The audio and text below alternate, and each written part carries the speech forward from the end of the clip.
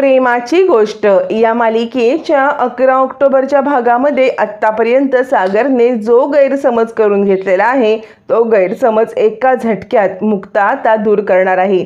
ज्या वेळेला मुक्ताने आणलेलं ब्रेसलेट ती सागरच्या हातात घालणार आणि सगळ्या गोष्टींचा असा उलगडा होणार त्यावेळेला सागरला स्वतःचीच लाज वाटणार आहे। इकडे आता 11 ऑक्टोबरच्या भागामध्ये मुक्ता आणि आता आशय हे दोघं जण एकमेकांच्या मिठीत असतात। खरं तर मुक्ता आशयला आपला खूप चांगला मित्र आणि आता सगळं चांगल्याच पद्धतीने असतं आणि आता सागरच्या डोक्यात मात्र सावनीने हे घाणेरडं भरवलं असल्यामुळे सागरला कुठेतरी हे सगळं काही पटत नाही। मुक्ता आणि आशय हे एकमेकांच्या मिठीत आहेत याचा तो गैरसमजच करून घेतो की मुक्ता आणि आशय यांच्यामध्ये काहीतरी अफेअरच आहे असं त्याच्या मनाला आता ठाम वाटतं। कारण आत्तापर्यंत मुक्तावरती असलेला विश्वास या सावनीने कुठेतरी डळमळीत केलेला असतो आणि त्यामुळे सागर हादरतो आणि हे सगळं दृश्य पाहत असताना तो स्वतःचाच हात आता भिंतीवरती जोरदारपणे मारून घेत असतो। तितक्यात तिथे सावनी येते आणि अरे वा, हा तर चमत्कार झाला। म्हणजे मी तर एक गोष्ट करायला गेले पण ही तर गोष्ट माझ्या फेवरमध्ये इतकी भारी झालेली आहे असा विचार करत हे समोरचं दृश्य बघत ती आता स्वतःला शाबासकी द्यायला लागते आणि त्याच वेळेला ती सागरकडे पाहते आणि सागरला या गोष्टीचं खूप वाईट वाटत असतं। त्याला स्वतःला त्रास होत असतो। तो सावनीकडे न बघता रागारागामध्ये आतमध्ये यायला निघतो। सागर आतमध्ये यायला निघतो आणि कसा विश्वास ठेवला मी याच्यावरती, कसा विश्वास ठेवला असं म्हणत तो स्वतःलाच मारून घ्यायला लागतो। मी अशा मुलीवरती विश्वास ठेवला आणि माझ्या आयुष्यामध्ये फक्त धोकाच आहे। त्याला 1 न 100 प्रश्न पडलेले असतात आणि आता सागर स्वतःलाच मारत असतो, स्वतःलाच इजा करून घेत असतो आणि जुन्या सगळ्या आठवणी आठवत असतो। काय घडते हे माझ्यासोबत? म्हणजे मी विश्वास ठेवून खूप मोठी चूक केली का? मुक्तावरती मी विश्वास ठेवला ही खरंच माझी चूक होती? त्याला स्वतःलाच कळत नाही की काय खरं काय खोटं, जे समोर बघितलं ते खरं की मुक्तावरती असलेला आपला विश्वास खरा। सागर स्वतःलाच हाताला मारून घेतो, हातालाच काय थोबाडीत मारून घेतो आणि एका सोफ्यावरती एकदम हतबल होऊन बसतो। कारण समोर बघितलेल्या दृश्यावरती विश्वास ठेवणं पण कठीण असतं पण बघितलेलं दृश्य डिनाय करणं पण कठीण असतं। हे सगळं करत असताना आगीत तेल ओतण्यासाठी तिकडे आता सावनी येते। सावनी म्हणते, वा मुक्ता वा, काय योग्य वेळेला योग्य ती पोच दिलेली आहेस। म्हणजे हा तर इतका चमत्कार झालेला आहे ना की या सगळ्यामध्ये आता मात्र सागरला रडवायला जाम मजा येणार आहे। आणि मग ती सागरकडे येते आणि सागर काय झालं?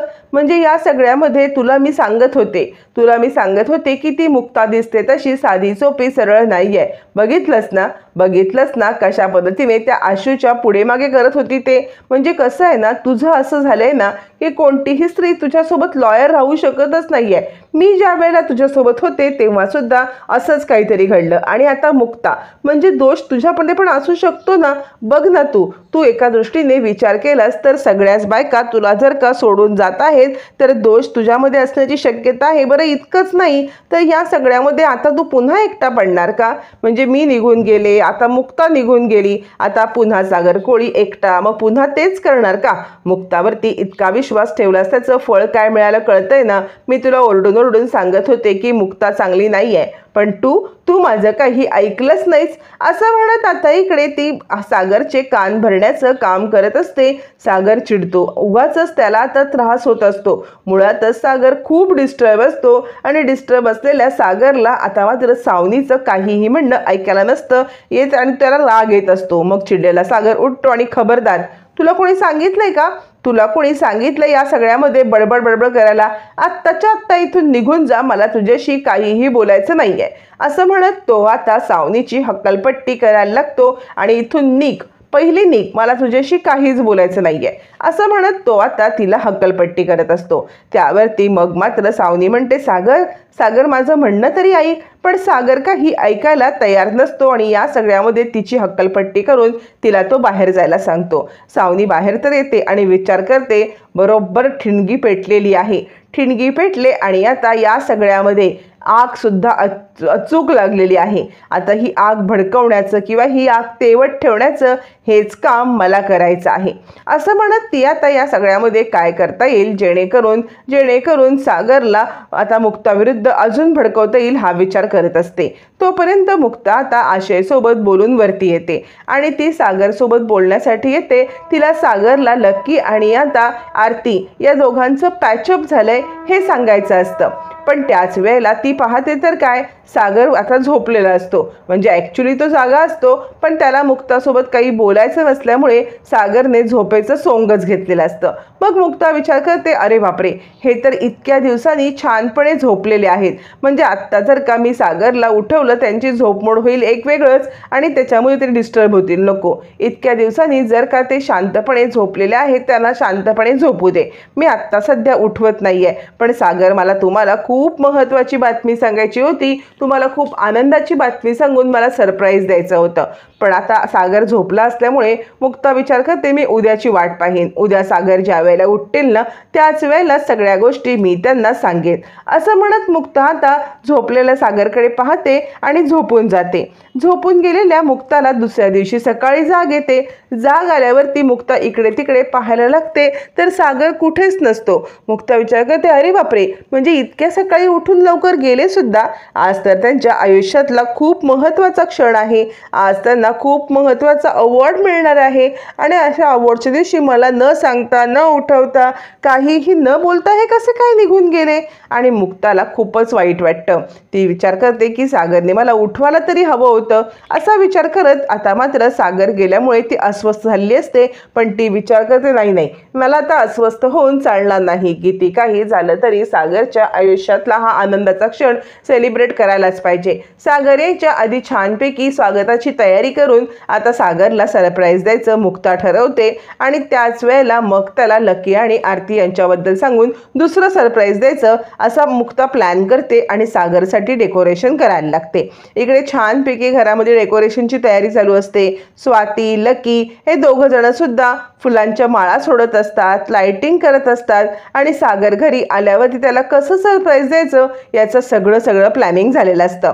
लकी सांगत असतो, स्वातीताई अगं किती वेळ लावतेस, लाव ना पटकन. स्वाती म्हणते, लकी खाली उभं राहून सांगायला काही जात नाहीये, इथे येऊन कामं केली ना की कळतात किती उशीर होतोय आणि काय होतंय ते. असं म्हणत सगळेजण आपापल्या परीने तयारी करत असताना इंद्राने इकडे सागराच्या आवडीचं जेवण केलेलं असतं आणि त्या जेवणाचा घमघमाट सगळीकडे सुटलेला असतं ना. लकी म्हणतो, मम्मी काय जेवण केलंयस तू, कसला भारी वास येतोय. यावरती आता इंद्रा सांगते, चिंबोऱ्यांचं कालवण केलंय सागराच्या आवडीचं आणि पापलेट फ्राय केले, ती पण सागराला आवडतात ना. चिंबोरीचा रस्सा आणि पापलेट फ्राय असा सागर माझा जेवेल ना. यावरती लकी म्हणतो, मम्मी अगं काय वास येतोय, वासानेच मला भूक लागली. थांब, मी बाकी सगळं डेकोरेशनचं काम पूर्ण करतो आणि थोडं टेस्टिंगला घेतो. यावरती इंद्रा म्हणते, ये लवकर ये. असं म्हणत आता मात्र घरामध्ये छानपैकी खेकड्याचा रस्सा आणि आता इकडे मस्तपैकी पॉपलेट फ्राय असतात. त्यावरती मुक्ता विचार करते, सागरला चिंबोरीचा रस्सा आणि पॉपलेट फ्राय आवडतात, त्याच्यापैकी काहीतरी आपण बनवायला शिकूया. म्हणून ती इंद्राकडे येते आणि मम्मी तुम्ही मला शिकवाल का हे सगळं करायला. यावरती आता इकडे इंद्रा म्हणते, शिकवेन ग, तू आधी खायला शिकशील का. मग मुक्ता नाक धरते, आणि नाही मला तर ह्याचा वासच सहन होत नाहीये, मी खाणार काय. पण ना सागरला चिंबोरीचा रस्सा आवडतो ना, त्यामुळे मी त्याच्यासाठी चिंबोरीचा रस्सा बनवायला शिकते. तुम्ही मला शिकवाल का चिंबोरीचा रस्सा बनवायला. यावरती आता इकडे इंद्रा म्हणते, अगं बाकी सगळ्या गोष्टी तरी सोप्या आहेत, पण चिंबोरीचा रस्सा फार कठीण बरं का. ज्याला जमला त्यालाच जमला, ते तू सगळं राहू दे. तू चिंबोरीचा रस्सा शिकण्याची काही गरज नाही आहे, मी आहे ना, मी बनवेन. तू काय कर माहिती आहे का, तुला जे छान जमतं ना तेच तू बनव. तू गुलाबजामुन खूप छान बनवतेस की नाही, मग ते गोड पदार्थ तूच बनव. गोड पदार्थाचं कॉन्ट्रॅक्ट सगळं तुझ्याकडे. असं म्हणत आता इकडे इंद्रा चिंबोरीचा रस्सा आणि पॉपलेट फ्राय बनवत मुक्ताला मात्र आता गुलाबजाम बनवायला सांगते. मुक्ता इकडे छानपैकी गुलाबजामची तयारी करते. सागर त्यासाठी तिने आता काहीतरी सेलिब्रेट करायचं, काहीतरी गोडाधोडाचं पाहिजे म्हणून गुलाबजामचं प्लॅनिंग केलेलं असतं. आणि आता दोघीजणी मिळून छानपैकी जेवणाची तयारी करत असतात. इकडे सगळेजण डेकोरेशन करत असतात. सावनी मात्र विचार करत असते, मुक्ता कर. तुला सागरसाठी जितकं काही करायचंय तितकं कर, पण सागर तुझ्यापासून एकदा जो काही दुरावलाय ना, तो सागर मला नाही वाटत की तुझ्यापर्यंत पुन्हा येईल. दुखावलेला सागर आता या सगळ्यामध्ये तुझ्यापासून लांब जाणार आणि माझा इथेच डाव यशस्वी होणार. दुखावलेल्या सागरला मी माझ्या बाजूने ओढवून घेणार आहे आणि मग मग माझं या घरातलं स्थान मी पक्क करणार. असं म्हणत इकडे आता सावनीच्या डोक्यामध्ये पुन्हा घाणेरडे विचार चालू असतात.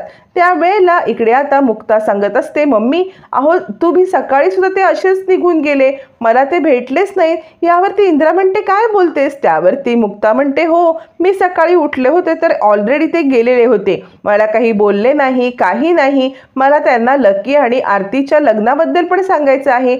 यावरती इंद्रा म्हणते का ग, तुमच्या दोघांच्या मध्ये काहीतरी भांडणं झालेत का. यावरती मुक्ता म्हणते नाही मम्मी, आमच्या दोघांच्या मध्ये काहीही भांडणं झालेलीच नाही आहेत ना. यावरती मग आता इंद्रा सांगते मग असा काय सागऱ्या अचानकपणे जातो, कोणाशी काही बोलत नाहीये. राम तू येईल आता, तू एक काम कर, छानपैकी तू बनवतेस असे गुलाबजाम बनव, ते गुलाबजाम दे आणि त्याचा राग काढून टाक की, तुला गुलाबजाम किती छान बनवता येतात. असं म्हणत इंद्रा आता मुक्ताला गुलाबजाम बनवायला सांगून ते सागरला खायला देऊन त्याचा राग काढण्यासाठी आयडिया देत असतानाच आता इकडे इंद्रा म्हणते तुला तर गुलाबजाम तरी येतात, म्हावरा बिवरा नसेल येत तरी गोड पदार्थ तरी तू करतेस, पण या घरामध्ये येणारी नवीन सून असं म्हणत ती आरतीला पॉइंट आउट करते. म्हणजे आता आरती या घरात येणार हे तिने मनाशी पक्क केलेलं असतं. आणि आता इंद्रा म्हणते काय माहिती या घरामध्ये येणाऱ्या नवीन सुनेला किती आणि कसं काय येतंय ते. असं म्हणत इंद्रा आता आरतीचा विषय काढते आणि लकीकडे पाहते. तोपर्यंत सागर आता अवॉर्ड घेऊन आपल्या घरी येत असतो. घरी येत असताना अचानकपणे आता मात्र त्याची पावलं थबकतात आणि तो पाहतो तर काय, तर त्याला लिफ्टमध्ये इकडे आता मुक्ता आणि आशय एकमेकांच्या मिठीत दिसतात. हे पाहिल्यावरती मात्र आता त्याच्या रागाचा पारा चढतो. ते दोघं जण हसत असतात, खिदळत असतात, त्याला चिडवत असतात असं सागरला भास होत असतो, कारण त्याच्या मनातच ते बसलेलं असतं. मग मात्र आता इकडे आशय म्हणतो काय रे सागर, तुला अवॉर्ड मिळाला का. बरं झालं तुला अवॉर्ड मिळाला, पण तुझ्या अवॉर्डपेक्षा जास्त महत्त्वाचं असं मला काहीतरी भेटलंय. असं म्हणत तो मुक्ताला आपल्या मिठीत घेतो आणि हे बघ तुला अवॉर्ड मिळालाय तर तुला अवॉर्ड मिळाल्यामुळे मला हे मिळालंय असं म्हणत तो आता त्याला चिडवत असतो. चिडलेला सागर इतका चिडतो की या सगळ्यामध्ये सागर आता आशयचा कॉलरच धरतो. आशयची कॉलर धरून खबरदार सोड माझ्या बायकोला, काय चाललंय तुझं. यावरती आशय म्हणतो तुझी बायको, अरे त्यासाठी प्रेम आपुलकी माया दाखवायला लागते, तुझं काय आहे, तू कधी तिला दाखवलेस का, त्यामुळे ती माझी आहे. असं म्हणत आशय बोलत असतो आणि आता मुक्ताकडे पॉइंट आउट करत असतो. मग चिडलेला सागर आशयची कॉलर धरतो, त्याला आरडायला लागतो आणि थोड्या वेळाने तो भानावरती येतो, ते म्हणजे वॉचमनच्या शब्दामुळे. सर काय करताय असं म्हणत वॉचमन सागरला थांबवत असतो आणि अचानकपणे सागरच्या लक्षात येतं की अरे बापरे, आपण तर खूप मोठी चूक केली, या वॉचमनला आपण मारलं. तो म्हणतो सॉरी दादा, म्हणजे माझ्या डोक्यात काहीतरी वेगळे विचार होते आणि मी अचानकपणे तुमच्यावरती हल्ला केला, सॉरी मला माफ करा. असं म्हणत तो वॉचमनची माफी मागतो आणि आपल्या घरात यायला निघतो. तोपर्यंत मुक्ताने आता सागरला देण्यासाठी जे ब्रेसलेट आणलेलं असतं ते ब्रेसलेट घेऊन मुक्ता बाहेर येते आणि आता काहीही झालं तरी आज तुमच्या हातामध्ये हे ब्रेसलेट घालणार आणि माझ्या मनातील मी सगळं तुम्हाला सांगणार. असं म्हणत मुक्ता ते ब्रेसलेट घेऊन बाहेर येत असताना सागरची एंट्री होते. सागरची एंट्री झाल्यावरती लकी छानपैकी फुलांच्या तिकडे आता पाकळ्या उधळत सागरचं स्वागत करतो आणि कॉंग्रॅच्युलेशन्स असं म्हणत सागरला वेलकम केलं जातं. आता मात्र मुक्ता इकडे इंद्रा सगळेजण लपून बसलेले असतात आणि सगळे टाळ्या वाजवायला लागतात. सगळं इकडे डेकोरेशन बघून सागर ते पाहतच बसतो. इंद्रा म्हणते तुला इतका मोठा अवॉर्ड मिळालाय तर या सगळ्यामध्ये आम्हाला खूप आनंद झालेला आहे, खूप आनंद झालाय आणि तो आनंद आम्ही सेलिब्रेट करतोय आणि हे सगळं आम्ही तुझ्यासाठी केलंय. असं म्हटल्यावरती मग मात्र आता इकडे लकी म्हणतो बघू दादूस तुझं अवॉर्ड तरी बघू, खरंच तुझं अवॉर्ड एकदम भारी आहे. स्वाती इकडे आता इंद्रा सगळेजण कॉंग्रॅच्युलेशन्स करत असतात. मुक्ता मात्र खूप खुश असते. त्याच वेळेला आता सागर म्हणायला लागतो खरं तर हे अवॉर्ड मी डेडिकेट करणार होतो एका व्यक्तीला, खरं तर हे अवॉर्ड मी डेडिकेट करणार होतो ते म्हणजे माझ्या बायकोला. तोपर्यंत मुक्ता इकडे म्हणते, सागर ऑटोग्राफ प्लीज, म्हणजे एशियाज बेस्ट बिझनेसमनचा मला ऑटोग्राफ माझ्या हातावरती पाहिजे असं म्हणत ती हात पुढे करते. पण सागर तिला टाळतो आणि ऑटोग्राफ द्यायला सुद्धा नकार देतो. नकार म्हणजे तो तिच्याकडे पाहत सुद्धा नाही. आणि त्याच वेळेला इकडे आता मुक्ता सांगायला लागते, मी तुमच्यासाठी काहीतरी गिफ्ट आणले. पण सागर ऐकण्याच्या मनस्थितीत नसतो. तो म्हणत असतो, खरं तर हा अवॉर्ड मी माझ्या बायकोला डेडिकेट करणार आहे. आता बायकोला म्हटल्यावर ती ऑब्व्हियसली मुक्ता असणार असा सगळ्यांचा समज होतो आणि सागर चांगुलपणाने मुक्ताला हा अवॉर्ड देतोय असे सगळेजण समज करून घेतात. पण सागरच्या मनात काय आहे याची कल्पना फक्त आणि फक्त सागरलाच असते.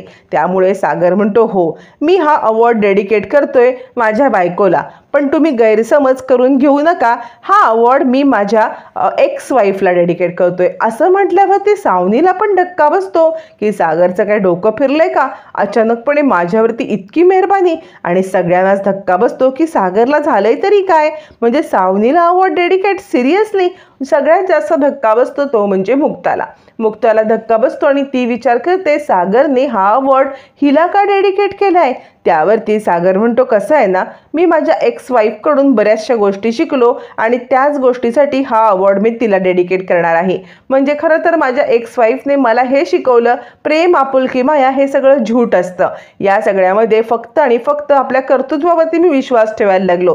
कारण प्रेमामध्ये धोका मिळून आता या सगळ्यामध्ये मागे खेचलं जाण्यापेक्षा प्रेमात मिळालेला धोका विसरून आपण पुढे जायचं, आपलं काम आपलं करिअर यावरती फोकस करायचं. आणि जर आपण हे प्रेमात मिळालेला धोका विसरून आपल्या करिअरवर फोकस केलं तरच आपण या उंचीपर्यंत पोहोचू शकतो. आणि मी तेच केलेलं आहे. सावनीने तिने विश्वासघात करून हे मला दाखवून दिले आणि त्यानंतर मला शिकवलंय पण की प्रेमामध्ये कधीही कोणाची जीत होऊ शकत नाही. आपल्याला धोका हा मिळतोच आणि तोच धोका आपल्याला स्ट्रॉंग बनवतो. आणि तसंच मी स्वतःला स्ट्रॉंग बनवलंय. आपल्याला मिळालेला विश्वासघात, धोका या सगळ्यामुळे आपण स्वतःला त्रास न करू घेता पुढे जायचं, आपलं काम करायचं, आपला बिझनेस सांभाळायचा, हेच ध्येय मी उराशी ठेवलेलं आहे. आणि हे मला शिकवले माझ्या एक्स वाईफने. थँक्स सावनी, असं म्हणत आता तो सावनीकडे पाहतो आणि त्यामुळे आता सगळ्या घरच्यांना धक्काच बसतो. त्यावरती मुक्ता आता सागरला म्हणते, ठीक आहे, तुमच्या मनात जसं आहे तसं, तुम्हाला सावनीला अवॉर्ड डेडिकेट करायचं आहे तुम्ही सावनीला करा आणि तुमच्या मनात जे काही असेल ते तुम्ही करा. पण आता मी तुम्हाला एक गोष्ट सांगते की मला तुमच्यावरती खूप खूप खूप अभिमान आहे. किती काही झालं तरी तुमच्यासारखा नवरा मिळणं हे खूप भाग्याचं आहे. आणि याच नवऱ्याला एशियाज बेस्ट बिझनेसमनचा अवॉर्ड मिळालाय, त्यासाठी मी तुमच्यासाठी छोटंसं गिफ्ट आणलंय. असं म्हणत तिकडे आता मुक्ता आपल्या हातामध्ये असलेला ते ब्रेसलेट जे तिने सागरसाठी घेतलेलं असतं, ज्या ब्रेसलेटमुळे गैरसमज झालेला असतो, तेच ब्रेसलेट सागरच्या हातात घालते. सागर ते ब्रेसलेट पाहतो आणि त्यावेळेला त्याच्या डोक्यात ही गोष्ट येत नाही की मुक्ता पुन्हा गाडगिळ अँड सन्समध्ये आशयसोबत गेली होती तर ते हेच ब्रेसलेट आणायला गेली होती. त्याला 2 मिनिटासाठी काहीच क्लिक होत नाही. पण इकडे मुक्ता सांगते, तुमचं खूप खूप खूप अभिनंदन, खास तुम्हाला हा अवॉर्ड मिळाल्यामुळे मी हे तुमच्यासाठी ब्रेसलेट आणलंय. असं म्हणत ती आता सागरच्या हातामध्ये ते ब्रेसलेट घालते आणि सागर मुक्ताकडे पाहतच बसतो. त्यावेळेला मुक्ता म्हणते, असंच तुमच्या यशामध्ये प्रगती होत जाऊ दे, असेच तुम्ही या सगळ्यामध्ये प्रगती करत जाऊ दे, असं म्हणत मुक्ता त्याला बेस्ट विशेष देते. त्यावरती सागर म्हणतो, खरं सांगायचं तर हा अवॉर्ड मला एका स्पेशल व्यक्तीला डेडिकेट करायचा होता, पण तरीसुद्धा त्या स्पेशल व्यक्तीला माझ्यासाठी काही वेळच नाही आहे, माझ्यासोबत वेळ घालवावा असं त्या व्यक्तीला वाटतच नाही आहे, त्यामुळे ह्या अवॉर्डची काय किंमत, असं म्हणत ते अवॉर्ड तिथेच टेबलावरती ठेवून सागर निघून जातो. सावनी विचार करते, वा सागर वा, पहिल्यांदा आयुष्यामध्ये काहीतरी चांगल्या गोष्टी केल्यास की ज्याच्यामुळे मला आनंद व्हावा. या सगळ्यामध्ये तू मुक्ताला अवॉर्ड डेडिकेट न करता मला अवॉर्ड डेडिकेट केलास आणि या सगळ्यांना दाखवून दिलंस की मुक्ता तुला धोका देते आहे. आणि असंच तुमच्या दोघांच्या मधला दुरावा मी पूर्णपणे जोपर्यंत होत नाही तोपर्यंत मी गप्प बसणार नाही आहे. तुमच्या दोघांच्यामध्ये असलेला हा दुरावा मी आता कधीच संपू देणार नाही. मी ह्या दुराव्याला खतपाणी घालणार. तोपर्यंत मुक्ता विचार करते, काय आहे सागरच्या मनामध्ये, इतके का हे चिडलेले आहेत, इतकं सगळं होऊन सुद्धा मी त्यांना समजवते पण त्यांना काही समजूनच घ्यायचं नाही आहे. काय घडलं असेल, कसं घडलं असेल असा आता मुक्ता विचार करत असते. आणि राहू दे, ते काही नाही, सागरचा मूड ऑफ आहे ना, त्यांचा मूड चांगला झाला की त्याला लकी आणि आरतीची बातमी देईन आणि त्यांचा मूड अजून चांगला करेन असं म्हणत मुक्ता मनाशी ठरवते. तोपर्यंत इकडे आता सावनी विचार करत असते, वा, म्हणजे हा सगळा चमत्कार नियतीचाच म्हणायचा. तर या सगळ्यामध्ये मला काही करायला लागतच नाहीये, मी या दोघांच्या मध्ये वितुष्ट आणण्याचा प्रयत्न करतेय, पण ह्या मुक्ताने तर आज या सगळ्यामध्ये हाईटच केले, ते म्हणजे आशयला मिठी मारले आणि ती पण सागरने पाहिले. तोपर्यंत मुक्ताने सगळ्यांसाठी गुलाबजाम केलेले असतात आणि ती सगळ्यांना गुलाबजाम देत असते. लकी म्हणतो, वहिनी गुलाबजाम, वाव. यावरती स्वाती म्हणते, खरं सांगू का, तर मुक्ता तुझ्या हातचे गुलाबजाम म्हणजे एकदम ट्रीट आहे, ट्रीट. खूप छान गुलाबजाम झालेत बरं का. यावरती लकी सांगतो, काय आशय, आपण गुलाबजामची पण पार्टी करायची, म्हणजे आता गुलाबजामची पण कॉम्पिटिशन करायची का, ज्याप्रमाणे तू इकडे पाणीपुरीची कॉम्पिटिशन केलीस तशी. यावरती आशय म्हणतो, नाही नाही, हां, ती पाणीपुरी मुक्ताने बनवली होती, त्याची कॉम्पिटिशन वेगळी आणि ह्या गुलाबजामची कॉम्पिटिशन वेगळी. नाही नाही बरं का. यावरती मुक्ता म्हणते, का नाही, अरे गुलाबजाम पण मीच बनवलेत, गुलाबजामची पार्टी केली तर काही बिघडत नाहीये. यावरती आशय म्हणतो, वा वा, बघा कोण बोलतंय ते, म्हणजे ही स्वतः डॉक्टर, ही स्वतः डेंटिस्ट आणि ही मला सांगते गुलाबजामची स्पर्धा करा, म्हणजे आजभर गुलाबजाम खा, दात किडवा, पोटामध्ये एवढं सगळं गोड जाऊ दे, हे सगळं ही सांगते. यावरती मग मात्र आता इकडे मुक्ता म्हणते, कसं असतं ना, काहीही खाल्लं तरी ते डायजेस्ट करून आपण फिट राहणं हे आपल्या गरजेचं असतं. सागर बघा, सागरला गुलाबजाम खूप आवडतात आणि ते खातात सुद्धा, पण ते गुलाबजाम खायल्यावरती सुद्धा ते फिट आहेतच ना, त्यामुळे गोड बीड असं काही नसतं. हां आशू, तू उगाच काही एक्सक्यूज देऊ नकोस, माझ्या हातचे गुलाबजाम स्पर्धा नाही, पण तू खाऊ तर शकतोसच ना. असं म्हणत मुक्ता आता सगळ्यांना एक एक करत गुलाबजामचे बाऊल देत असते आणि सगळेजण छान खात असतात. त्यावरती स्वाती म्हणते, खरंच मुक्ता, तू खूप सुंदर गुलाबजाम बनवतेस असं म्हणत सगळेजण मुक्ताचं कौतुक करत असतात आणि सगळेजण आशयला गुलाबजाम खाण्यासाठी फोर्स करत असतात. हे सगळं सागर पाहत असतो आणि या आशयचं ह्या घरात होणारं कौतुक, याचं ह्या घरातलं वावरणं त्याला काही सहन होत नसतं आणि या सगळ्यामध्ये त्याचा राग होत असतो. तोच राग तो मुक्तावरती म्हणजे अगदी नॅचरली काढत असतो, मुक्ताला आरडत असतो, तिला इग्नोर करत असतो. मग सावनी हाच पॉइंट घेते आणि काय, मुक्ता, हल्ली तर सगळ्या गोष्टी बदलून गेलेल्या आहेत, म्हणजे सागर पहिल्यासारखं तुझ्याशी वागतच नाहीये, मला ह्या गोष्टी दिसत आहेत, तुला दिसत आहेत की नाही. त्यावरती मग मात्र मुक्ता ठरवते, नाही, आमच्यामध्ये काहीतरी मिसकम्युनिकेशन होते, मला सागरसोबत बोलायला पाहिजे. मग ती सागरला म्हणते, आपण किती दिवसामध्ये अशा मनसोक्त गप्पा मारलेल्या नाही आहेत, आपण एक काम करूया बरं, बाकी सगळं बाजूला ठेवून मनसोक्त गप्पा मारूया. असं म्हणत मुक्ता सागरशी बोलण्याचा प्रयत्न करत असते, पण सागर मात्र तिला टाळून निघून जातो. सावनी म्हणते, काय, कसं वाटलं, हे घे ब्रेसलेट, म्हणजे तू जे ब्रेसलेट आवडीने सागरला दिलं होतंस ते सागरने असं भिरकावून काढून टाकले. असं म्हणत ती मुक्ताला ते ब्रेसलेट देते आणि या सगळ्यामध्ये मुक्ताला खूपच मोठा धक्का बसतो.